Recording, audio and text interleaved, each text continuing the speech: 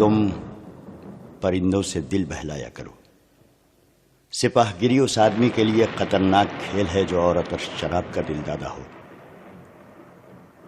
یہ الفاظ اپریل 1175 عیسوی میں صلاح الدین ایوبی نے اپنے چچا زاد بھائی خلیفہ الصالح کے ایک امیر سیف الدین کو لکھے تھے۔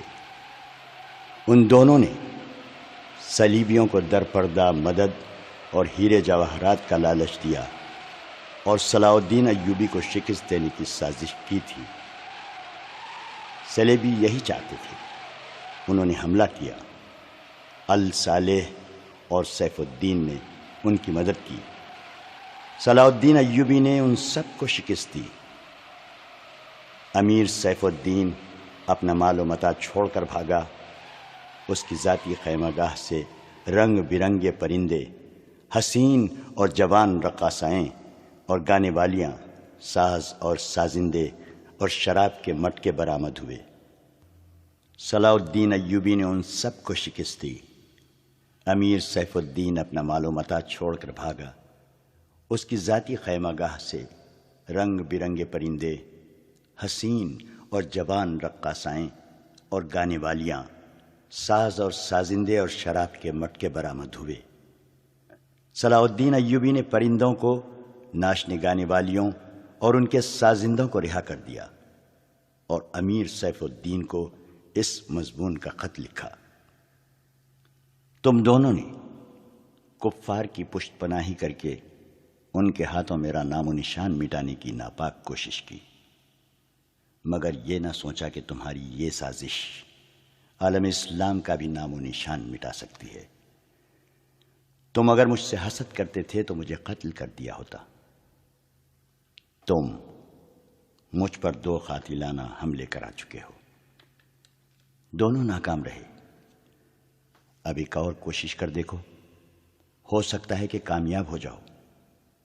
اگر تم مجھے یہ یقین دلا دو کہ میرا سر میرے تن سے جدا ہو جائے تو اسلام اور زیادہ سر بلند ہوگا، تو رب کعبے کی قسم میں تمہاری تلوار سے اپنا سر کٹاؤں گا اور تمہارے قدموں میں رکھ دینے کی وصیت کروں گا۔ میں تمہیں صرف یہ بتا دینا چاہتا ہوں کہ کوئی غیر مسلم مسلمان کا دوست نہیں ہو سکتا۔ تاریخ تمہارے سامنے ہے، اپنا ماضی دیکھو۔ شاہ فرینک ریمانڈ جیسے اسلام دشمن صلیبی تمہارے دوست صرف اس لیے بنے کہ تم نے انہیں مسلمانوں کے خلاف میدان میں اترنے کی شے اور مدد دی تھی۔ اگر وہ کامیاب ہو جاتے تو ان کا اگلا شکار تم ہوتے، اور اس کے بعد ان کا یہ خواب بھی پورا ہو جاتا کہ اسلام صف ہستی سے مٹ جائے۔ تم جنگجو قوم کے فرد ہو۔ فن سپاہ گیری تمہارا قومی پیشہ ہے۔ ہر مسلمان اللہ کا سپاہی ہے، مگر ایمان اور کردار بنیادی شرط ہے۔ تم پرندوں سے ہی دل بہلا لیا کرو۔ سپاہ گیری اس آدمی کے لیے خطرناک کھیل ہے جو عورت اور شراب کا دل دادا ہو۔ میں تم سے درخواست کرتا ہوں، میرے ساتھ تعاون کرو اور میرے ساتھ جہاد میں شریک ہو جاؤ۔ اگر یہ نہ کر سکو تو میری مخالفت سے باز آ جاؤ۔ میں تمہیں کوئی سزا نہیں دوں گا۔ اللہ تمہارے گناہ معاف کرے، آمین۔ ایک یورپی مورخ لین پون لکھتا ہے، صلاح الدین ایوبی کے ہاتھ جو مال غنیمت لگا اس کا کوئی حساب نہ تھا۔ جنگی قیدی بھی بے انداز تھے۔ صلاح الدین ایوبی نے تمام تر مال غنیمت 3 حصوں میں تقسیم کیا۔ ایک حصہ جنگی قیدیوں میں تقسیم کر کے انہیں رہا کر دیا، دوسرا حصہ اپنی سپاہ اور غریبوں میں تقسیم کیا، اور تیسرا حصہ مدرسے نظام الملک کو دے دیا۔ اس نے اسی مدرسے سے تعلیم حاصل کی تھی۔ نہ خود کچھ رکھا، نہ اپنے کسی جنرل کو کچھ دیا۔ اس کا نتیجہ یہ ہوا کہ جنگی قیدی، جن میں بہت سے مسلمان تھے اور باقی غیر مسلم، رہا ہو کر صلاح الدین ایوبی کے کیمپ میں جمع ہو گئے اور اس کی اطاعت قبول کر کے اپنی خدمات ان کی فوج کے لیے پیش کر دیں۔ ایوبی کی کشادہ ظرفی اور عظمت دور دور تک مشہور ہو گئی۔ اس سے پہلے حسن بن صباح کے پراسرار فرقے فدائی، جنہیں یورپی مورخوں نے قاتلوں کا گروہ لکھا ہے، صلاح الدین ایوبی پر دوبارہ قاتلانہ حملے کر چکے تھے، لیکن خدائے ذوالجلال کو اپنے اس عظیم مرد مجاہد سے بہت کام لینا تھا۔ دونوں بار ایک معجزہ ہوا کہ اسلام کا یہ محافظ بال بال بچ گیا۔ اس پر تیسرا قاتلانہ حملہ اس وقت ہوا جب وہ اپنے مسلمان بھائیوں اور صلیبیوں کی سازش کی چٹان کو شمشیر سے ریزہ ریزہ کر چکا تھا۔ امیر سیف الدین میدان سے بھاگ گیا تھا، مگر وہ صلاح الدین ایوبی کے خلاف حسد اور کینے سے باز نہ آیا۔ اس نے حسن بن صباح کے قاتل فرقے کی مدد حاصل کر لی۔ یہ فرقہ ایک مدت سے اسلام کی آستین میں سانپ کی طرح پل رہا تھا۔ اس کا تفصیلی تعارف بہت ہی طویل ہے۔ مختصر یہ کہ جس طرح زمین سورج سے الگ ہو کر گناہوں کا گہوارہ بن گئی ہے، اسی طرح حسن بن صباح نام کے ایک آدمی نے اسلام سے الگ ہو کر نبیوں اور پیغمبروں والی عظمت حاصل کرنے کا منصوبہ بنایا۔ وہ اپنے آپ کو مسلمان ہی کہلاتا رہا اور ایسا گروہ بنا لیا جو طلسماتی طریقوں سے لوگوں کو اپنا پیروکار بناتا تھا۔ اس مقصد کے لیے اس گروہ نے نہایت حسین لڑکیاں، نشہ آور جڑی بوٹیاں، ہپنوٹزم اور چرب زبانی جیسے طریقے اختیار کیے۔ بہشت بنائی جس میں جا کر پتھر بھی موم ہو جاتے تھے۔ اپنے مخالفین کو ختم کرنے کے لیے قاتلوں کا ایک گروہ تیار کیا۔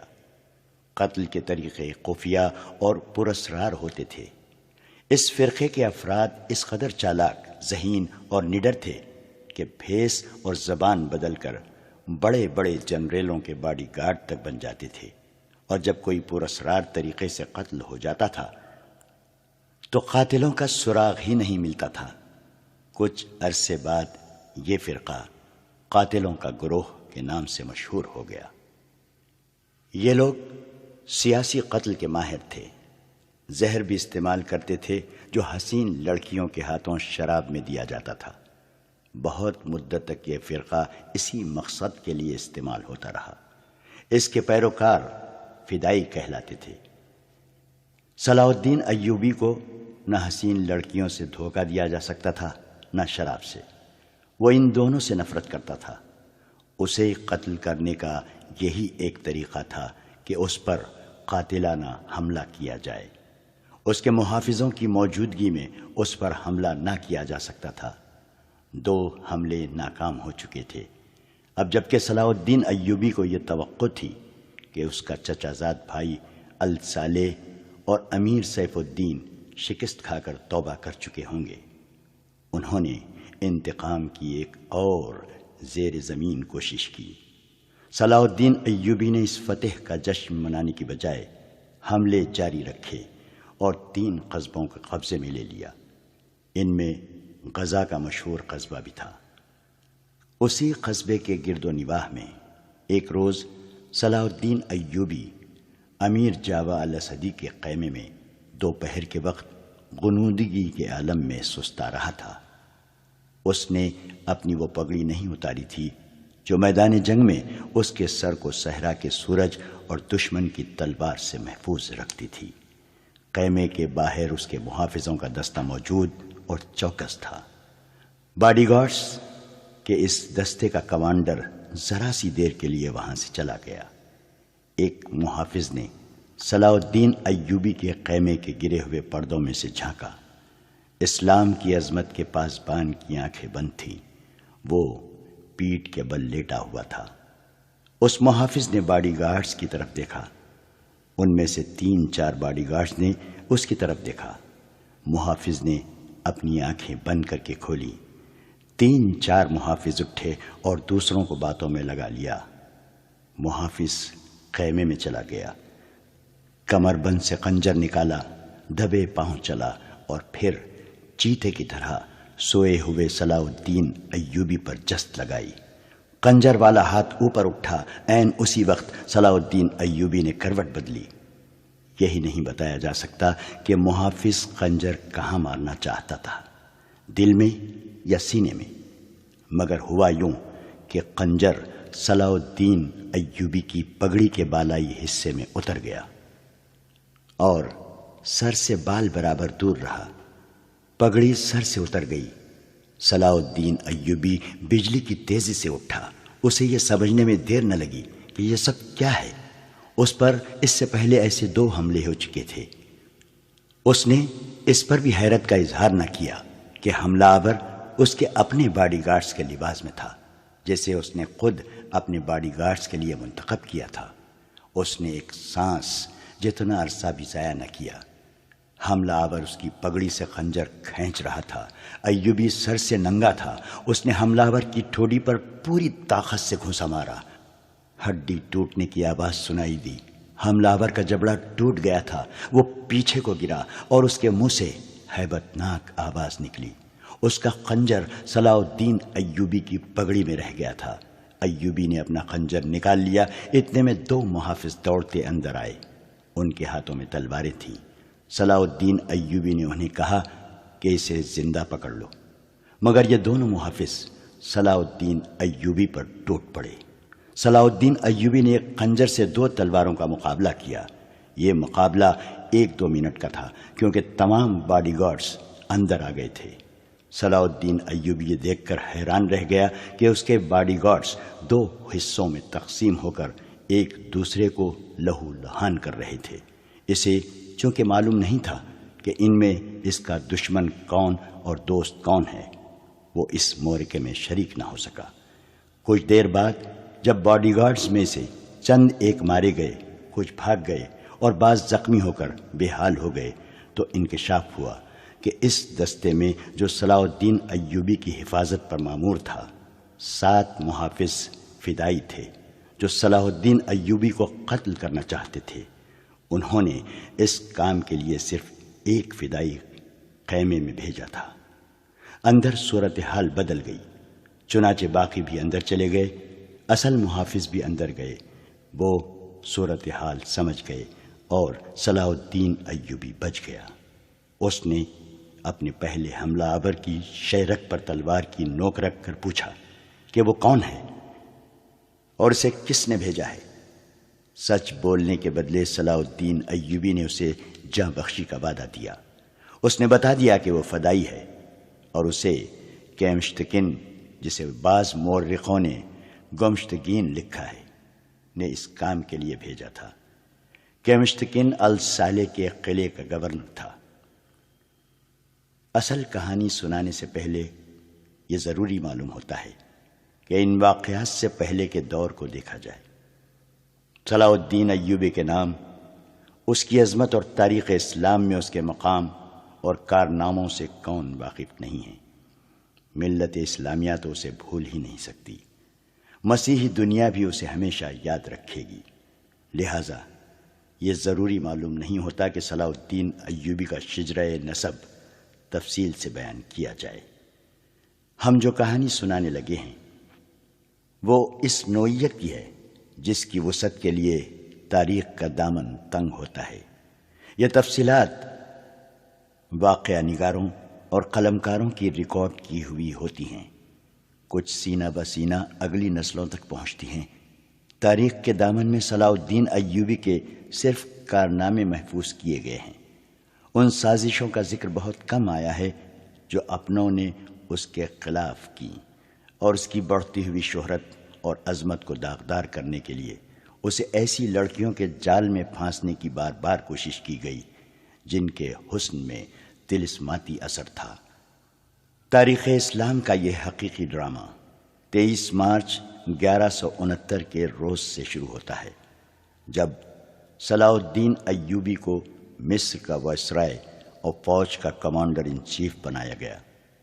اسے اتنا بڑا رتبہ ایک تو اس لیے دیا گیا کہ وہ حکمران خاندان کا نونہال تھا، اور دوسرے اس لیے کہ اوائل عمر میں ہی وہ فن حرب و ضرب کا ماہر ہو گیا تھا۔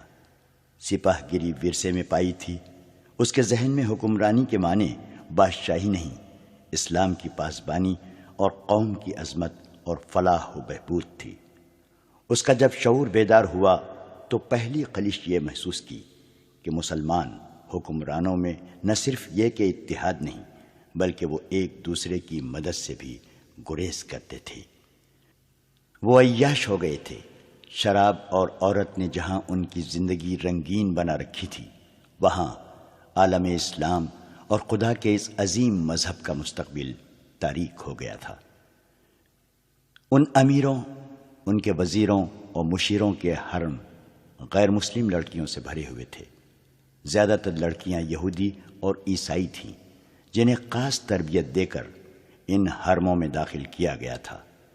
غیر معمولی حسن اور اداکاری میں کمال رکھنے والی یہ لڑکیاں مسلمان حکمرانوں اور سربراہوں کے کردار اور قومی جذبے کو دیمک کی طرح کھا رہی تھیں۔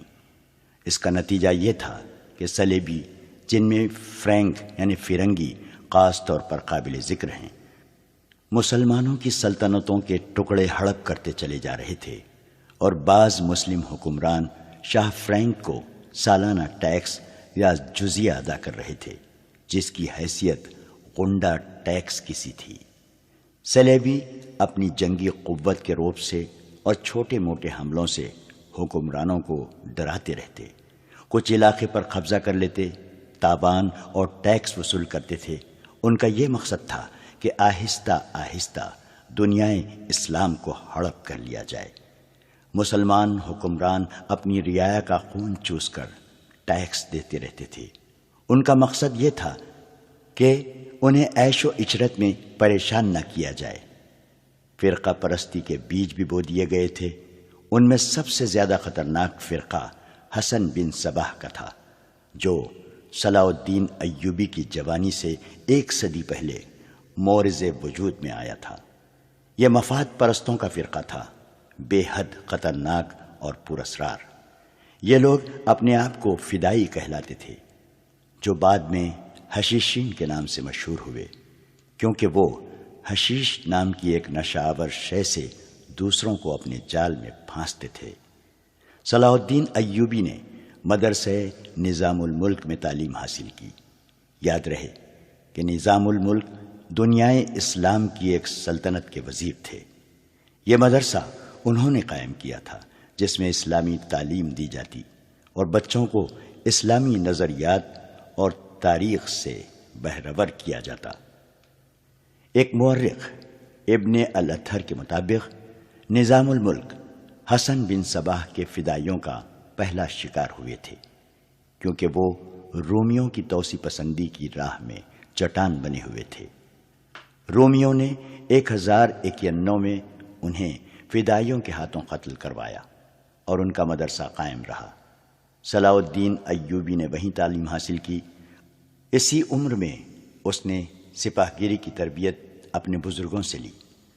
نور الدین زنگی نے اسے جنگی چالیں سکھائیں، ملک کے انتظامات کے سبق دیے اور ڈپلومیسی میں مہارت دی۔ اس تعلیم و تربیت نے اس کے اندر وہ جذبہ پیدا کر دیا جس نے آگے چل کر اسے صلیبیوں کے لیے بجلی بنا دیا۔ اوائل جوانی میں ہی اس نے وہ ذہانت اور اہلیت حاصل کر لی تھی جو ایک سالار اعظم کے لیے ضروری ہوتی ہے۔ صلاح الدین ایوبی نے فن حرب و ضرب میں جاسوسی یعنی انٹیلیجنس، کمانڈو اور گوریلا آپریشن کو خصوصی اہمیت دی۔ اس نے دیکھ لیا تھا کہ صلیبی جاسوسی کے میدان میں آگے نکل گئے ہیں اور وہ مسلمانوں کے نظریات پر نہایت کارگر حملے کر رہے ہیں۔ صلاح الدین ایوبی نظریات کے محاذ پر لڑنا چاہتا تھا، جس میں تلوار استعمال نہیں ہوتی۔ اس کہانی میں آگے چل کر آپ دیکھیں گے کہ اس کی تلوار کا وار تو گہرا ہوتا ہی تھا، اس کی محبت کا وار اس سے کہیں زیادہ وار کرتا تھا۔ اس کے لیے تحمل اور بردباری کی ضرورت ہوتی ہے، جو اس نے اوائل عمر میں ہی اپنے آپ میں پیدا کر لی تھی۔ اسے جب مصر کا وائسرائے اور کمانڈر ان چیف بنا کر مصر بھیجا گیا تو ان سینئر افسروں نے ہنگامہ برپا کر دیا، جو اس عہدے کی آس لگائے بیٹھے تھے، ان کی نگاہ میں صلاح الدین ایوبی ابھی طفل مکتب تھا، مگر اس طفل مکتب نے جب ان کا سامنا کیا، اس کی باتیں سنی تو ان کا احتجاج سرد پڑ گیا۔ مورخ لین پول کے مطابق صلاح الدین ایوبی ڈسپلن کا بڑا ہی سخت ثابت ہوا۔ اس نے تفریح، عیاشی اور آرام کو اپنے لیے اور اپنی فوج کے لیے حرام قرار دے دیا۔ اس نے اپنی دماغی اور جسمانی قوتوں کو صرف اس مقصد پر مرکوز کر دیا کہ سلطنت اسلامیہ کو مستحکم کرنا ہے اور صلیبیوں کو اس سرزمین سے نکالنا ہے۔ فلسطین پر وہ ہر قیمت پر قبضہ کرنا چاہتا تھا۔ اس نے یہی مقاصد اپنی فوج کو دیے۔ مصر کا وائسرائے بن کر اس نے کہا، خدا نے مجھے مصر کی سرزمین دی ہے، اس کی ذات باری مجھے فلسطین بھی ضرور عطا کرے گی۔ مگر مصر پہنچ کر اس پر انکشاف ہوا کہ اس کا مقابلہ صرف صلیبیوں سے نہیں بلکہ اپنے مسلمان بھائیوں نے اس کی راہ میں بڑے بڑے حسین جال بچھا رکھے ہیں، جو صلیبیوں کے عزائم اور جنگی قوت سے زیادہ خطرناک ہیں۔ مصر میں صلاح الدین ایوبی کا استقبال جن زعما نے کیا، ان میں ناجی نام کا ایک سالار خصوصی اہمیت کا حامل تھا۔ ایوبی نے سب کو سر سے پاؤں تک دیکھا۔ اس کے ہونٹوں پر مسکراہٹ اور زبان پر پیار و محبت کی چاشنی تھی۔ بعض پرانے افسروں نے اسے ایسی نگاہوں سے دیکھا جن میں طنز تھی اور تمسخر بھی تھا۔ وہ صلاح الدین ایوبی کے صرف نام سے واقف تھے یا اس کے متعلق یہ جانتے تھے کہ وہ حکمران خاندان کا فرد اور اپنے چچا کا جانشین ہے۔ وہ یہ بھی جانتے تھے کہ نور الدین زنگی کے ساتھ اس کا کیا رشتہ ہے۔ ان کی نگاہوں میں صلاح الدین ایوبی کی اہمیت بس اس کے خاندان کی بدولت تھی، یا اس وجہ سے انہوں نے اسے اہمیت دی کہ وہ مصر کا فوجی وائسرائے بن کر آیا تھا۔ اس کے سوا انہوں نے صلاح الدین ایوبی کو کوئی وقت نہ دی۔ ایک بوڑھے افسر نے اپنے ساتھ کھڑے افسر کے کان میں کہا، بچہ ہے، اسے ہم پالیں گے۔ مورخ اور اس وقت کے واقعہ نگار یہ نہیں بتا سکتے کہ صلاح الدین ایوبی نے ان لوگوں کی نظریں بھانپ لی تھیں یا نہیں۔ وہ استقبال کرنے والے اس ہجوم میں بچہ لگ رہا تھا۔ البتہ جب وہ ناجی کے سامنے مصافحے کے لیے رکا تو ایوبی کے چہرے پر تبدیلی سی آ گئی تھی۔ وہ ناجی سے ہاتھ ملانا چاہتا تھا، لیکن ناجی جو اس کے باپ کی عمر کا تھا، سب سے پہلے درباری خوشامدیوں کی طرح جھکا، پھر ایوبی سے بغلگیر ہو گیا۔ اس نے ایوبی کی پیشانی چوم کر کہا، میرے خون کا آخری قطرہ بھی تمہاری جان کی حفاظت کے لیے بنے گا۔ تم میرے پاس زنگی اور شرکو کی امانت ہو۔ میری جان عظمت اسلام سے زیادہ قیمتی نہیں۔ صلاح الدین ایوبی نے ناجی کا ہاتھ چوم کر کہا، محترم، اپنے خون کا ایک ایک قطرہ سنبھال کر رکھیے۔ صلیبی سیاہ گھٹاؤں کے مانند چھا رہے ہیں۔ ناجی جواب میں صرف مسکرایا، جیسے صلاح الدین ایوبی نے کوئی لطیفہ سنایا ہو۔ صلاح الدین ایوبی اس تجربے کار سالار کی مسکراہٹ کو غالباً نہیں سمجھ سکا۔ ناجی فاطمی خلافت کا پروردہ سالار تھا۔ وہ مصر میں باڈی گارڈز کا کمانڈر تھا، جس کی نفری 50,000 تھی اور ساری کی ساری نفری سوڈانی تھی۔ یہ فوج اس دور کے جدید ہتھیاروں سے مسلح تھی، اور یہ فوج ناجی کا ہتھیار بن گئی تھی، جس کے زور پر وہ بے تاج بادشاہ بنا بیٹھا تھا۔ وہ سازشوں اور مفاد پرستی کا دور تھا۔ اسلامی دنیا کی مرکزیت ختم ہو چکی تھی۔ صلیبیوں کی بھی نہایت دلکش تخریب کاریاں شروع ہو چکی تھیں۔ زر پرستی اور طیش کا دور دورہ تھا۔ جس کے پاس ذرا سی بھی طاقت تھی، اسے وہ اپنے اقتدار کے تحفظ کے لیے اور دولت سمیٹنے کے لیے استعمال کرتا تھا۔ سوڈانی باڈی گارڈز فوج کا کمانڈر ناجی مصر میں حکمرانوں اور دیگر سربراہوں کے لیے دہشت بنا ہوا تھا۔ خدا نے اسے سازش ساز دماغ دیا تھا. اسے اس دور کا بادشاہ ساز کہا جاتا تھا. بنانے اور بگاڑنے میں خصوصی مہارت رکھتا تھا. اس نے صلاح الدین ایوبی کو دیکھا تو اس کے چہرے پر بالکل اسی طرح مسکراہٹ آ گئی جس طرح کمزور سی بھیڑ کو دیکھ کر بھیڑیے کے دانت نکل آتے ہیں.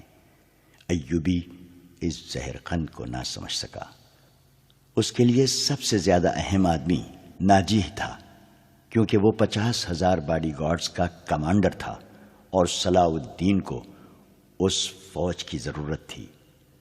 صلاح الدین ایوبی سے کہا گیا کہ حضور بڑی لمبی مسافت سے تشریف لائے ہیں، پہلے آرام کر لیں. تو اس نے کہا، میرے سر پر جو دستار رکھ دی گئی ہے میں اس کے اہل نہ تھا. اس دستار نے میرا آرام اور میری نیند حرام کر دی ہے. کیا آپ حضرات مجھے اس چھت کے نیچے نہیں لے چلیں گے جہاں میرے فرائض میرا انتظار کر رہے ہیں؟ کیا حضور کام سے پہلے طعام پسند نہیں فرمائیں گے؟ اس کے نائب نے پوچھا. صلاح الدین ایوبی نے کچھ سوچا اور ان کے ساتھ چل پڑا. لمبے تڑنگے قوی ہیکل باڈی گارڈز اس عمارت کے سامنے کھڑے تھے جس میں کھانے کا انتظام کیا گیا تھا. ایوبی نے ان گارڈز کے ہتھیار دیکھے تو اس کے چہرے پر رونق آ گئی، مگر یہ رونق دروازے میں قدم رکھتے ہی غائب ہو گئی. وہاں 4 نوجوان لڑکیاں جن کے جسموں میں زہر شکن لچک اور شانوں پر بکھرے ہوئے ریشمی بالوں میں قدرت کا حسن سمویا ہوا تھا، ہاتھوں میں پھولوں کی پتیوں سے بھری ہوئی خوشنما ٹوکریاں اٹھائے کھڑی تھی. انہوں نے صلاح الدین ایوبی کے راستے میں پتیاں بکھیرنی شروع کر دیں اور اس کے ساتھ دف کی تال پر طاؤس و رباب اور شہنائیوں کا مسحور کن نغمہ ابھرا. ایوبی نے راستے میں پھولوں کی پتیاں دیکھ کر قدم پیچھے کر لیا. ناجی اور اس کا نائب اس کے دائیں بائیں تھے. وہ دونوں جھک گئے اور اسے آگے چلنے کی دعوت دی. یہ وہ انداز تھا جسے مغل بادشاہوں نے ہندوستان میں رائج کیا تھا. صلاح الدین ایوبی پھولوں کی پتیاں مسلنے نہیں آیا. ایوبی نے ایسی مسکراہٹ سے کہا جو ان لوگوں نے پہلے کم ہی کبھی کسی ہونٹوں پر دیکھی تھی. ہم حضور کے راستے میں آسمان سے تارے بھی نوچ کر بچھا سکتے ہیں. ناجی نے کہا، اگر میری راہ میں کچھ بچھانا چاہتے ہو تو وہ ایک ہی چیز ہے جو میرے دل کو بھاتی ہے. صلاح الدین ایوبی نے کہا، آپ حکم دیں. نائب نے کہا، وہ کون سی چیز ہے جو حضور کے دل کو بہلاتی ہے؟ صلیبیوں کی لاشیں. صلاح الدین ایوبی نے مسکرا کر کہا، مگر فوراً ہی اس کی مسکراہٹ غائب ہو گئی. اس کی آنکھوں میں شعلے نکلنے لگے. اس نے دھیمی آواز میں جس میں قہر اور عتاب چھپا ہوا تھا کہا، مسلمان کی زندگی پھولوں کی سیج نہیں. جانتے نہیں ہو صلیبی سلطنت اسلامیہ کو چوہوں کی طرح کھا رہے ہیں، اور جانتے ہو وہ کیوں کامیاب ہو رہے ہیں؟ صرف اس لیے کہ ہم نے پھولوں کی پتیوں پر چلنا شروع کر دیا ہے. ہم نے اپنی بچیوں کو ننگا کر کے ان کی عصمتیں رون ڈالی ہیں. میری نظریں فلسطین پر لگی ہوئی ہیں. تم میری راہ میں پھول بچھا کر مصر سے بھی اسلام کا پرچم اتروا دینا چاہتے ہو؟ اس نے سب کو ایک نظر دیکھا اور دبدبے سے کہا، اٹھا لو یہ پھول، اٹھا لو یہ میرے راستے سے. میں نے ان پر قدم رکھا تو میری روح کانٹوں سے چھلنی ہو جائے گی. ہٹا دو لڑکیوں کو میرے راستے سے. کہیں ایسا نہ ہو کہ میری تلوار ان کے اتنے دلکش سنہرے بالوں میں الجھ کر بیکار ہو جائے. حضور کی جاہ وہ حشمت، مجھے حضور نہ کہو. صلاح الدین ایوبی نے بولنے والے کو یوں ٹوک دیا جیسے تلوار سے کسی کافر کی گردن کاٹ دی ہو. اس نے کہا، حضور وہ تھے جن کا تم کلمہ پڑھتے ہو اور جن کا میں غلام بے دام ہوں. میری جان فدا ہو اس حضور صلی اللہ علیہ وسلم پر جن کے مقدس پیغام کو میں نے سینے پر کندہ کر رکھا ہے. میں یہی پیغام لے کے مصر آیا ہوں. صلیبی مجھ سے یہ پیغام چھین کر بحر روم میں ڈبو دینا چاہتے ہیں، شراب میں غرق کر دینا چاہتے ہیں۔ میں بادشاہ بن کے نہیں آیا۔ لڑکیاں کسی کے اشارے پر پھولوں کی پتیاں سمیٹ کر وہاں سے ہٹ گئی تھیں۔ صلاح الدین ایوبی تیزی سے دروازے کے اندر چلا گیا۔ ایک وسیع کمرہ تھا، اس میں ایک لمبی میز رکھی تھی جس پر رنگ برنگے پھول بکھرے ہوئے تھے، اور ان کے درمیان روسٹ کیے ہوئے بکروں کے بڑے بڑے ٹکڑے، سالم مرغ اور جانے کیسے کیسے کھانے سجے ہوئے تھے۔ صلاح الدین ایوبی رک گیا اور اپنے نائب سے پوچھا، کیا مصر کا ہر ایک باشندہ اسی قسم کا کھانا کھاتا ہے؟ نہیں حضور، نائب نے جواب دیا، غریب لوگ تو ایسے کھانے کے خواب بھی نہیں دیکھ سکتے۔ تم سب کس قوم کے فرد ہو؟ صلاح الدین ایوبی نے پوچھا۔ کیا ان لوگوں کی قوم الگ ہے جو ایسے کھانوں کے خواب بھی نہیں دیکھ سکتے؟ کسی طرف سے کوئی جواب نہ پا کر اس نے کہا، اس جگہ جس قدر ملازم ہیں اور یہاں جتنے سپاہی ڈیوٹی پر ہیں، ان سب کو اندر بلاؤ، یہ کھانا انہیں کھلا دو۔ اس نے لپک کر ایک روٹی اٹھائی، اس پر 2-3 بوٹیاں رکھیں اور کھڑے کھڑے کھانے لگا۔ نہایت تیزی سے پوری روٹی کھا کر پانی پیا اور باڈی گارڈز کے کمانڈر ناجی کو ساتھ لے کر اس کمرے میں چلا گیا جو وائسرائے کا دفتر تھا۔ 2 گھنٹے بعد ناجی باہر نکلا، دوڑ کر اپنے گھوڑے پر سوار ہوا، ایڑ لگائی اور نظروں سے اوچھل ہو گیا۔ رات ناجی کے خاص کمرے میں اس کے 2 کمانڈر جو اس کے معتمد اور ہمراز تھے اس کے پاس بیٹھے شراب پی رہے تھے۔ ناجی نے کہا، جوانی کا جوش ہے، تھوڑے دنوں میں ٹھنڈا کر دوں گا۔ کمبخت جو بھی بات کرتا ہے کہتا ہے رب کعبہ کی قسم، صلیبیوں کو سلطنت اسلامیہ سے باہر نکال کر دم لوں گا۔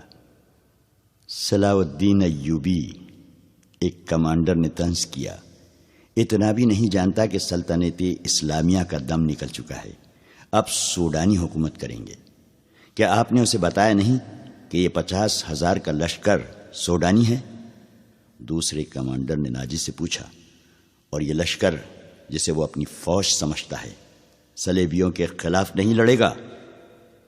تمہارا دماغ ٹھکانے ہے؟ ناجی نے کہا، میں اسے یہ یقین دلانا چاہتا ہوں کہ یہ 50,000 سوڈانی شیر اس کے اشارے پر صلیبیوں کے پرخچے اڑا دیں گے۔ لیکن ناجی چپ ہو کر سوچ میں پڑ گیا۔ لیکن کیا؟ اس نے مجھے حکم دیا ہے کہ مصر کے باشندوں کی ایک فوج تیار کرو۔ ناجی نے کہا، اس نے کہا ہے کہ ایک ہی ملک کی فوج مناسب نہیں ہوتی، وہ مصر کے لوگوں کو بھرتی کر کے ہماری فوج میں شامل کرنا چاہتا ہے۔ تو آپ نے کیا جواب دیا؟ میں نے کہا ہے کہ آپ کے حکم کی تعمیل ہوگی۔ ناجی نے جواب دیا، مگر میں ایسے حکم کی تعمیل نہیں کروں گا۔ مزاج کا کیسا ہے؟ ادروش نے پوچھا۔ ضد کا پکا معلوم ہوتا ہے، ناجی نے جواب دیا۔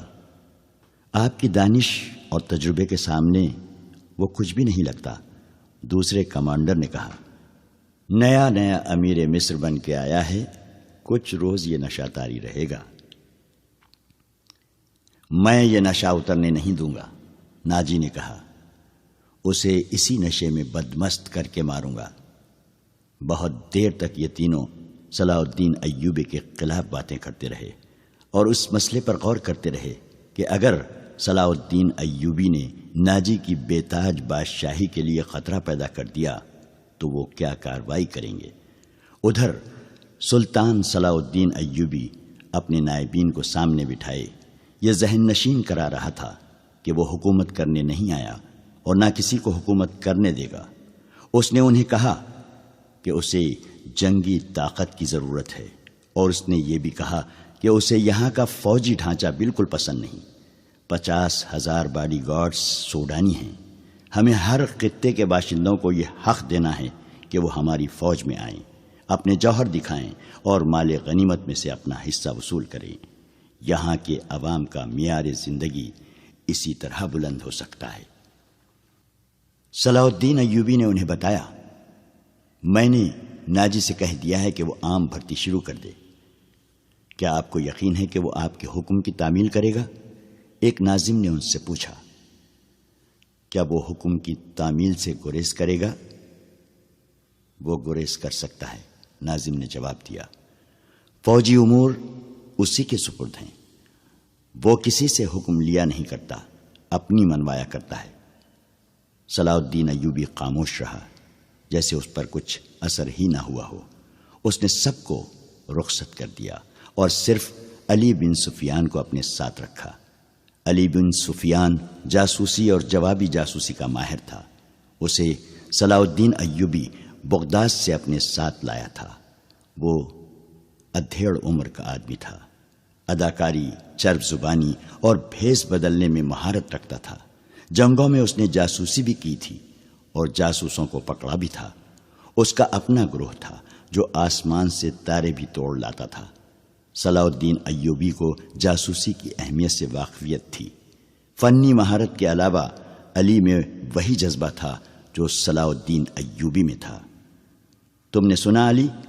صلاح الدین نے کہا، یہ لوگ کہہ گئے ہیں کہ ناجی کسی سے حکم لیا نہیں کرتا، اپنی منوایا کرتا ہے۔ ہاں، علی نے جواب دیا، میں نے سن لیا ہے۔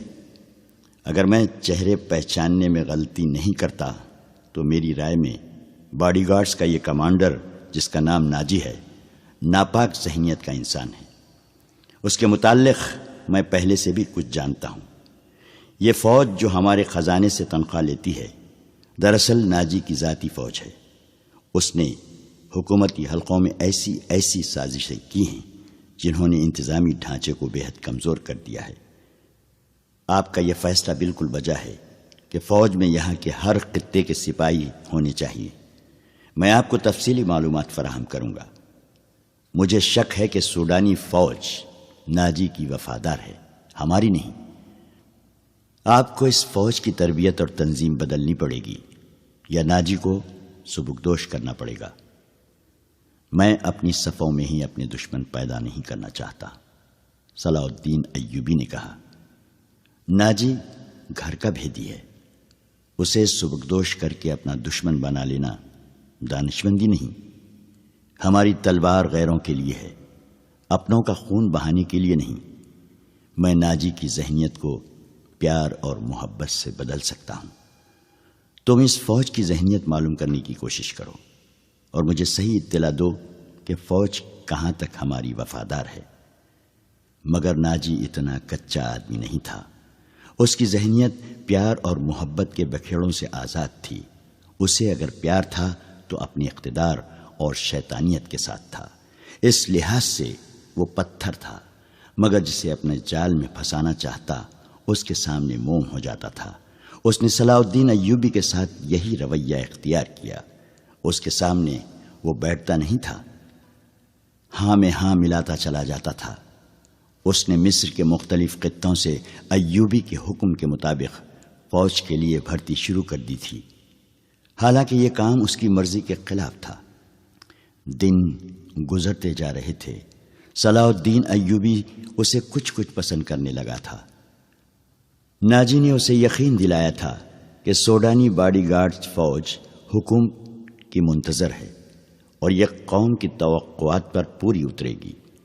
ناجی صلاح الدین ایوبی کو 2-3 مرتبہ کہہ چکا تھا کہ وہ باڈی گارڈز کی طرف سے اسے دعوت دینا چاہتا ہے اور فوج اس کے اعزاز میں جشن منانے کے لیے بےتاب ہے، لیکن صلاح الدین ایوبی مصروفیت کی وجہ سے یہ دعوت قبول نہیں کر سکا تھا۔ رات کا وقت تھا۔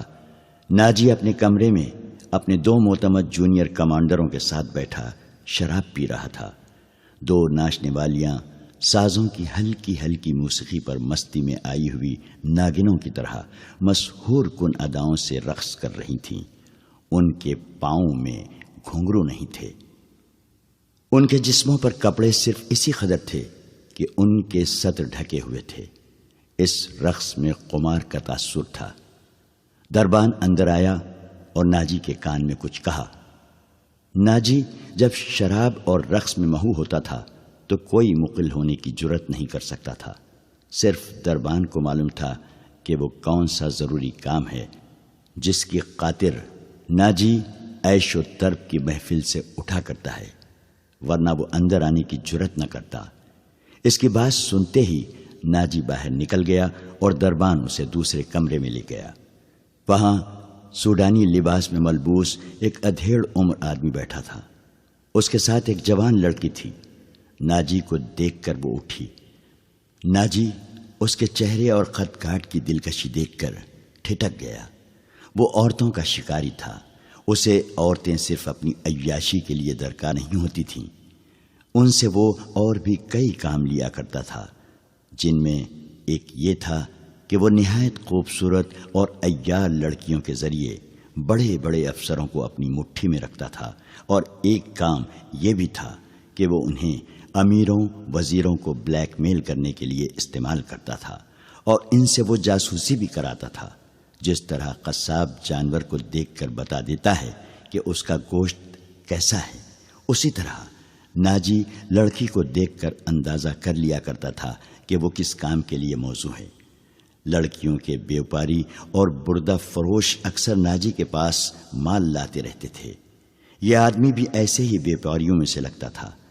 لڑکی کے متعلق اس نے بتایا کہ تجربے کار ہے، ناچ بھی سکتی ہے، اور پتھر کو زبان کے میٹھے زہر سے پانی میں تبدیل کر سکتی ہے۔ ناجی نے اس کا تفصیلی انٹرویو لیا۔ وہ اس فن کا ماہر تھا۔ اس کے مطابق اس نے لڑکی کا امتحان لیا اور اس نے یہ رائے قائم کی کہ جس کام کے لیے وہ ایک اور لڑکی کو تیار کر رہا تھا، اس کے لیے یہ لڑکی تھوڑی سی ٹریننگ کے بعد موزوں ہو سکتی ہے۔ سودا طے ہو گیا۔ بیوپاری قیمت وصول کر کے چلا گیا۔ ناجی لڑکی کو اس کمرے میں لے گیا جہاں اس کے دو ساتھی رقص اور شراب سے دل بہلا رہے تھے۔ اس نے لڑکی کو ناچنے کے لیے کہا۔ لڑکی نے جب چوغا اتار کر جسم کو دو ہی بل دیے تو ناجی اور اس کے ساتھی تڑپ اٹھے۔ پہلی دونوں ناچنے والیوں کے رنگ پیلے پڑ گئے۔ اس نئی لڑکی کے سامنے ان کی قدر و قیمت کم ہو گئی تھی۔ ناجی نے اسی وقت محفل برخاست کر دی اور اس لڑکی کو اپنے پاس بٹھا کر سب کو باہر نکال دیا۔ لڑکی سے نام پوچھا تو اس نے زکوئی بتایا۔ ناجی نے اسے کہا، زکوئی، تمہیں یہاں لانے والے نے بتایا تھا کہ تم پتھر کو پانی میں تبدیل کر سکتی ہو۔ میں تمہارا یہ کمال دیکھنا چاہتا ہوں۔ وہ پتھر کون ہے؟ زکوئی نے پوچھا۔ نیا امیر مصر، ناجی نے جواب دیا۔ وہ سالار اعظم بھی ہے۔ صلاح الدین ایوبی؟ زکوئی نے پوچھا۔ ہاں، صلاح الدین ایوبی، ناجی نے کہا۔ اگر تم اسے پانی میں تبدیل کر دو تو اس کے وزن جتنا سونا تمہارے قدموں میں رکھ دوں گا۔ وہ شراب تو پیتا ہوگا؟ نہیں، ناجی نے جواب دیا۔ شراب، عورت، ناچ گانے اور تفریح سے وہ اتنی ہی نفرت کرتا ہے جتنی ہر مسلمان خنزیر سے کرتا ہے۔ میں نے سنا تھا کہ آپ کے پاس لڑکیوں کا ایسا طلسم ہے جو نیل کی روانی کو روک لیتا ہے۔ زکوئی نے کہا۔ کیا وہ طلسم بیکار ہو گیا ہے؟ میں نے ابھی آزمایا نہیں، ناجی نے کہا۔ یہ کام تم کر سکتی ہو۔ میں صلاح الدین ایوبی کی عادتوں کے متعلق تمہیں بہت کچھ بتاؤں گا۔ کیا آپ اسے زہر دینا چاہتے ہیں؟ زکوئی نے پوچھا۔ ابھی نہیں، ناجی نے جواب دیا۔ میری اس کے ساتھ کوئی دشمنی نہیں، میں صرف یہ چاہتا ہوں کہ وہ ایک بار کسی تم جیسی لڑکی کے جال میں پھنس جائے، پھر میں اسے اپنے پاس بٹھا کر شراب پلاؤں۔ اگر اسے قتل کرنا مقصود ہوتا تو میں یہ کام حشیش سے نہایت آسانی سے کرا سکتا تھا۔ یعنی آپ اس کے ساتھ دشمنی نہیں، دوستی کرنا چاہتے ہیں؟ زکوئی نے کہا۔ اتنا برجستہ جملہ سن کر ناجی چند لمحے لڑکی کو دیکھتا رہا۔ وہ اس کی توقع سے زیادہ ذہین تھی۔ ہاں زکوئی۔ ناجی نے اس کے ملائم بالوں پر ہاتھ پھیر کر کہا۔ میں اس کے ساتھ دوستی کرنا چاہتا ہوں، ایسی دوستی کہ وہ میرا ہم نوالا ہم پیالہ بن جائے۔ آگے میں جانتا ہوں کہ مجھے اس سے کیا کام لینا ہے۔ ناجی نے کہا اور ذرا سوچ کر بولا، لیکن میں تمہیں یہ بھی بتا دینا ضروری سمجھتا ہوں کہ ایک جادو صلاح الدین ایوبی کے ہاتھ میں بھی ہے۔ اگر تمہارے حسن اور ناز و انداز پر اس کا جادو چل گیا تو میں تمہیں زندہ نہیں رہنے دوں گا۔ اگر تم نے مجھے دھوکہ دیا تو تم ایک دن سے زیادہ زندہ نہیں رہ سکو گی۔ صلاح الدین ایوبی تمہیں موت سے بچا نہیں سکے گا۔ تمہاری زندگی اور موت میرے ہاتھ میں ہے۔ تم مجھے دھوکہ نہیں دے سکو گی، اسی لیے میں نے تمہارے ساتھ کھل کر باتیں کی ہیں، ورنہ میرے رتبے اور حیثیت کا آدمی ایک پیشہ ور لڑکی کے ساتھ پہلی ملاقات میں ہی ایسی باتیں کبھی نہ کرتا۔ یہ آپ کو آنے والا وقت ہی بتائے گا کہ کون کس کو دھوکہ دیتا ہے۔ زکوئی نے کہا، مجھے یہ بتائیے کہ صلاح الدین ایوبی تک میری رسائی کس طرح ہوگی؟ میں اسے ایک جشن میں بلا رہا ہوں، ناجی نے کہا۔ اسے رات اپنے ہاں رکھوں گا اور تمہیں اس کی خوابگاہ میں داخل کر دوں گا۔ میں نے تمہیں اسی مقصد کے لیے بلایا ہے، آگے میں سنبھال لوں گی۔ وہ رات گزر گئی اور پھر اور کئی راتیں گزر گئیں۔ صلاح الدین ایوبی انتظامی کاموں میں اور نئی فوج تیار کرنے میں اتنا مصروف رہا کہ ناجی کی دعوت قبول کرنے کا وقت نہ نکال سکا۔ علی بن سفیان نے اسے ناجی کے متعلق جو رپورٹ دی اس سے وہ پریشان ہو گیا۔ اس نے علی سے کہا، تو اس کا مطلب یہ ہے کہ یہ شخص صلیبیوں سے زیادہ خطرناک ہے۔ یہ ایک سانپ ہے جسے مصر کی عمارت آستین میں پال رہی ہے۔ علی بن سفیان نے ناجی کی تقریب کاری کی تفصیل سنائی کہ اس نے کس طرح کس بڑے آدمی کو اپنے ہاتھ میں لیا اور انتظامیہ میں من مانی کرتا رہا۔ پھر کہا، اور جس سوڈانی سپاہ کا وہ سالار ہے وہ ہماری بجائے اس کی وفادار ہے۔ کیا آپ اس کا کوئی علاج سوچ سکتے ہیں؟ صرف سوچ ہی نہیں سکتا، صلاح الدین ایوبی نے جواب دیا۔ علاج شروع کر چکا ہوں۔ مصر سے جو سپاہ بھرتی کی جا رہی ہے اسے میں سوڈانی محافظوں میں گٹ مٹ کر دوں گا۔ پھر یہ فوج سوڈانی ہوگی نہ مصری۔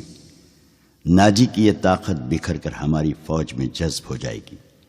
ناجی کو میں اس کے صحیح ٹھکانے پر لے آؤں گا، اور میں یہ بھی وثوق سے کہہ سکتا ہوں کہ اس نے صلیبیوں کے ساتھ جو گٹھ جوڑ کر رکھا ہے۔ علی بن سفیان نے کہا، آپ سلطنت اسلامیہ کو ایک مضبوط مرکز پر لا کر اسلام کو وسعت دینا چاہتے ہیں، مگر ناجی آپ کے خواب کو دیوانے کا خواب بنا رہا ہے۔ تم اس سلسلے میں کیا کر رہے ہو؟ یہ مجھ پر چھوڑے، علی بن سفیان نے جواب دیا۔ میں جو کچھ کروں گا وہ آپ کو ساتھ ساتھ بتاتا رہوں گا۔ آپ مطمئن رہیں، میں نے اس کے گرد جاسوسوں کی ایک ایسی دیوار چن دی ہے جس کی آنکھیں بھی ہیں، کان بھی ہیں، اور یہ دیوار متحرک ہے۔ یوں سمجھ لیں کہ میں نے اسے اپنے جاسوسی کے قلعے میں قید کر لیا ہے۔ صلاح الدین ایوبی کو علی بن سفیان پر اس قدر اعتماد تھا کہ اس سے اس کی درپردہ کارروائی کی تفصیل نہ پوچھی۔ علی نے اس سے پوچھا، معلوم ہوا ہے کہ وہ آپ کو جشن پر مدعو کر رہا ہے؟ اگر یہ بات صحیح ہے تو اس کی دعوت اس وقت قبول کیجیے گا جب میں آپ کو بتاؤں گا۔ ایوبی اٹھا اور ہاتھ پیٹھ پیچھے رکھ کر ٹہلنے لگا۔ اس کی آہ نکل گئی، وہ رک گیا اور بولا، بن سفیان، زندگی اور موت اللہ کے ہاتھ میں ہے۔ بے مقصد زندگی سے کیا یہ بہتر نہیں کہ انسان پیدا ہوتے ہی مر جائے؟ کبھی کبھی یہ سوچ دماغ میں آ جاتی ہے کہ وہ لوگ شاید خوش نصیب ہیں جن کی قومی حص مردہ ہوتی ہے اور جن کا کوئی کردار نہیں ہوتا، بڑے مزے سے جیتے اور اپنی آئی پر مر جاتے ہیں۔ وہ بد نصیب ہیں امیر محترم، علی نے کہا۔ ہاں بن سفیان، صلاح الدین ایوبی نے کہا، میں جب انہیں خوش نصیب کہتا ہوں تو یہی بات معلوم نہیں کون میرے کان میں کہہ دیتا ہے جو تم نے کہی ہے، مگر سوچتا ہوں کہ ہم نے تاریخ کا دھارا اس موڑ پر نہ بدلا تو ملت اسلامیہ بکھر کر وادیوں، جنگلوں اور صحراؤں میں کھو جائے گی۔ ملت کی خلافت 3 حصوں میں بٹ گئی ہے۔ امیر منمانی کر رہے ہیں اور صلیبیوں کے آلہ کار بنتے جا رہے ہیں۔ مجھے یہ ڈر بھی محسوس ہونے لگا ہے کہ مسلمان اگر زندہ رہے تو وہ ہمیشہ صلیبیوں کے غلام اور آلہ کار رہیں گے۔ وہ اسی پہ خوش رہیں گے کہ زندہ ہیں مگر قوم کی حیثیت سے وہ مردہ ہوں گے۔ ذرا نقشہ دیکھو علی، آدھی صدی میں دیکھو ہماری سلطنت کا نقشہ کتنا سکڑ گیا ہے۔ وہ خاموش ہو گیا، سر جھکا کر ٹہلنے لگا، پھر رک گیا اور سر کو جھٹک کر علی بن سفیان کو دیکھا۔ کہنے لگا، جب تباہی اپنے اندر سے اٹھے تو اسے روکنا محال ہوتا ہے۔ اگر ہماری خلافت اور امارتوں کا یہی حال رہا تو صلیبیوں کو ہم پر حملے کرنے کی ضرورت پیش نہیں آئے گی۔ وہ آگ جس میں ہم اپنا ایمان، اپنا کردار اور اپنی قومیت جلا رہے ہیں، اس میں صلیبی آہستہ آہستہ تیل ڈالتے رہیں گے۔ ان کی سازشیں ہمیں آپس میں لڑاتی رہیں گی۔ میں شاید اپنا عزم پورا نہ کر سکوں، میں شاید صلیبیوں سے شکست بھی کھا جاؤں، لیکن میں قوم کے نام ایک وصیت چھوڑنا چاہتا ہوں۔ وہ یہ ہے کہ کسی غیر مسلم پر کبھی بھروسہ نہ کرنا۔ ان کے خلاف لڑنا ہے تو لڑ کر مر جانا، کسی غیر مسلم کے ساتھ کبھی سمجھوتا اور کوئی معاہدہ نہ کرنا۔ آپ کا لہجہ بتا رہا ہے جیسے آپ اپنے عزم سے مایوس ہو گئے ہیں۔ علی بن سفیان نے کہا۔ مایوس نہیں، صلاح الدین ایوبی نے کہا، جذباتی۔ علی، میرا ایک حکم متعلقہ شعبے تک پہنچا دو، بھرتی تیز کر دو اور کوشش کرو کہ فوج کے لیے زیادہ سے زیادہ ایسے آدمی رکھو جو جنگ کا تجربہ حاصل کر چکے ہوں۔ ہمارے پاس اتنی لمبی تربیت کا وقت نہیں ہے۔ بھرتی ہونے والوں کا مسلمان ہونا لازمی قرار دے دو، اور تم اپنے لیے ذہن نشین کر لو کہ ایسے جاسوسوں کا ایک دستہ تیار کرو جو دشمن کے علاقے میں جا کر جاسوسی بھی کریں اور شب کو بھی ماریں۔ یہ جابازوں کا دستہ ہوگا، انہیں خصوصی تربیت دو۔ ان میں یہ صفات پیدا کرو کہ اونٹ کی طرح زیادہ سے زیادہ عرصے پیاس برداشت کر سکیں۔ ان کی نظریں عقاب کی طرح تیز ہوں، ان میں صحرائی لومڑی کی مکاری ہو اور وہ دشمن پر چیتے کی طرح جھپٹنے کی مہارت، دلیری اور طاقت کے مالک ہوں۔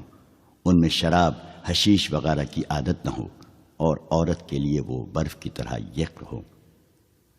بھرتی تیز کرا دو بن سفیان، اور یاد رکھو میں ہجوم کا قائل نہیں، مجھے لڑنے والوں کی ضرورت ہے، خواہ تعداد تھوڑی ہو، ان میں قومی جذبہ ہو اور وہ میرے عزم کو سمجھتے ہوں۔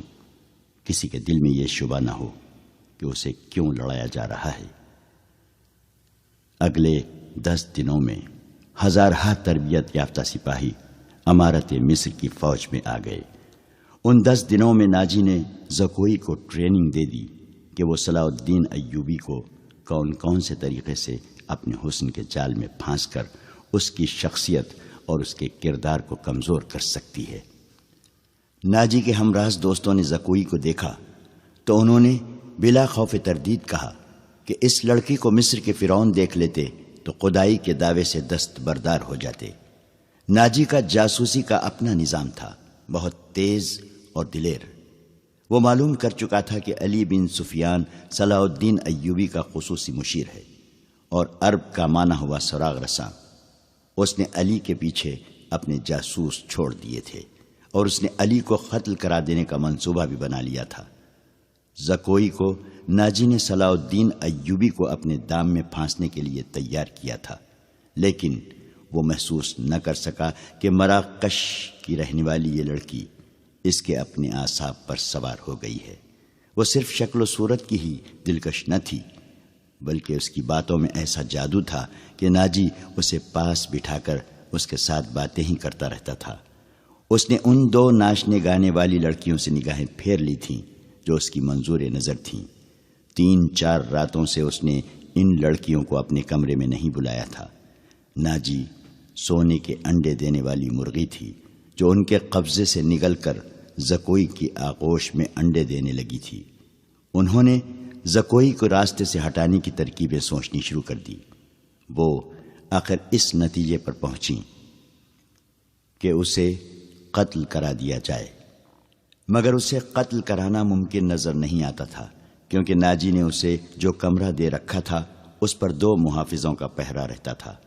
اس کے علاوہ یہ دونوں لڑکیاں اس مکان سے بلا اجازت باہر نہیں جا سکتی تھیں جو ناجی نے انہیں دے رکھا تھا۔ انہوں نے حرم کی خادمہ عورتوں میں سے ایک کو اعتماد میں لینا شروع کر دیا۔ وہ اس کے ہاتھوں زکوئی کو زہر دینا چاہتی تھی۔ علی بن سفیان نے صلاح الدین ایوبی کا محافظ دستہ بدل دیا۔ یہ سب امیر مصر وائسرائے کے پرانے باڈی گارڈ تھے۔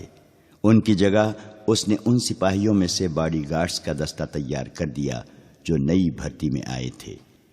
یہ جانبازوں کا منتخب دستہ تھا جو سپاہ گیری میں بھی طاق تھا اور جذبے کے لحاظ سے بھی اس کا ہر سپاہی مرد حر تھا۔ ناجی کو یہ تبدیلی بالکل پسند نہیں تھی، لیکن اس نے صلاح الدین ایوبی کے سامنے اس تبدیلی کی بے حد تعریف کی اور اس کے ساتھ ہی درخواست کی کہ صلاح الدین ایوبی اس کی دعوت قبول کر لے۔ ایوبی نے اسے جواب دیا کہ وہ 1 آدھ دن میں اسے بتائے گا کہ وہ کب دعوت قبول کر سکے گا۔ اس کے جانے کے بعد صلاح الدین ایوبی نے علی بن سفیان سے مشورہ لیا کہ وہ دعوت پر کب جائے۔ علی نے اسے مشورہ دیا کہ اب وہ کسی بھی روز دعوت قبول کر لے۔ دوسرے ہی دن صلاح الدین ایوبی نے ناجی کو بتایا کہ وہ کسی بھی رات دعوت پر آ سکتا ہے۔ ناجی نے 3 روز بعد کی دعوت دی اور بتایا کہ یہ دعوت کم اور جشن زیادہ ہوگا، اور یہ جشن شہر سے دور صحرا میں مشعلوں کی روشنی میں منایا جائے گا۔ ناچ گانے کا انتظام ہوگا، باڈی گارڈز کے گھوڑ سوار اپنے کرتب دکھائیں گے، شمشیر زنی اور بغیر ہتھیاروں کی لڑائی کے مقابلے ہوں گے، اور صلاح الدین ایوبی کو رات وہیں قیام کرایا جائے گا۔ رہائش کے لیے خیمے نصب ہوں گے۔ صلاح الدین ایوبی پروگرام کی تفصیل سنتا رہا۔ اس نے ناچ گانے پر بھی اعتراض نہ کیا۔ ناجی نے ڈرتے جھجکتے کہا، فوج کے بیشتر سپاہی جو مسلمان نہیں یا جو بھی نیم مسلمان ہیں کبھی کبھی شراب پیتے ہیں۔ وہ شراب کے عادی نہیں، وہ اجازت چاہتے ہیں کہ جشن میں انہیں شراب پینے کی اجازت دی جائے۔ آپ ان کے کمانڈر ہیں۔ صلاح الدین ایوبی نے کہا، آپ چاہیں تو انہیں اجازت دے دیں، نہ دینا چاہیں تو میں آپ پر اپنا حکم نہیں چلاؤں گا۔ امیر مصر کا اقبال بلند ہو۔ ناجی نے غلاموں کی طرح کہا، میں کون ہوتا ہوں اس کام کی اجازت دینے والا جس کو آپ سخت ناپسند کرتے ہیں؟ انہیں اجازت دے دیں کہ جشن کی رات ہنگامہ آرائی اور بدکاری کے سوا سب کچھ کر سکتے ہیں۔ صلاح الدین ایوبی نے کہا، اگر شراب پی کر کسی نے ہلہ گلہ کیا تو اسے سخت سزا دی جائے گی۔ یہ خبر جب صلاح الدین ایوبی کے اسٹاف تک پہنچی کہ ناجی صلاح الدین ایوبی کے اعزاز میں جو جشن منعقد کر رہا ہے اس میں ناچ گانا ہوگا اور شراب بھی پی جائے گی، اور صلاح الدین ایوبی نے اس جشن کی دعوت ان خرافات کے باوجود قبول کر لی ہے، تو سب حیرت سے ایک دوسرے کا منہ دیکھنے لگے۔ کسی نے کہا کہ ناجی جھوٹ بولتا ہے، وہ دوسروں پر اپنا رعب ڈالنا چاہتا ہے، اور کسی نے یہ رائے دی کہ ناجی کا جادو صلاح الدین ایوبی پر بھی چل گیا ہے۔ یہ رائے ان سربراہوں کو پسند آئی جو ناجی کے ہم نوالا اور ہم پیالہ تھے۔ صلاح الدین ایوبی نے چارج لیتے ہی ان کے لیے عیش و عشرت، شراب نوشی اور بدکاری جرم قرار دے دی تھی۔ اس نے ایسا سخت ڈسپلن رائج کر دیا تھا کہ کسی کو بھی پہلے کی طرح فرائض سے کوتاہی کی جرت نہیں ہوتی تھی۔ وہ اس پر خوش تھے کہ آج نئے امیر مصر نے کسی دعوت میں شراب اور رقص کی اجازت دے دی ہے، تو کل پرسوں وہ خود بھی ان رنگینیوں کا رسیا ہو جائے گا۔ صرف علی بن سفیان تھا جسے معلوم تھا کہ صلاح الدین ایوبی نے خرافات کی اجازت کیوں دی ہے۔ جشن کی شام آ گئی۔ ایک تو چاندنی رات تھی۔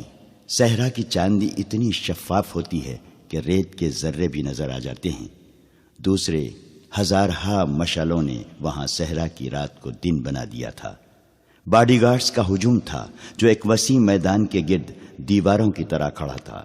ایک طرف صلاح الدین ایوبی کے بیٹھنے کے لیے جو مسند رکھی گئی تھی وہ کسی بہت بڑے بادشاہ کا تخت معلوم ہوتی تھی۔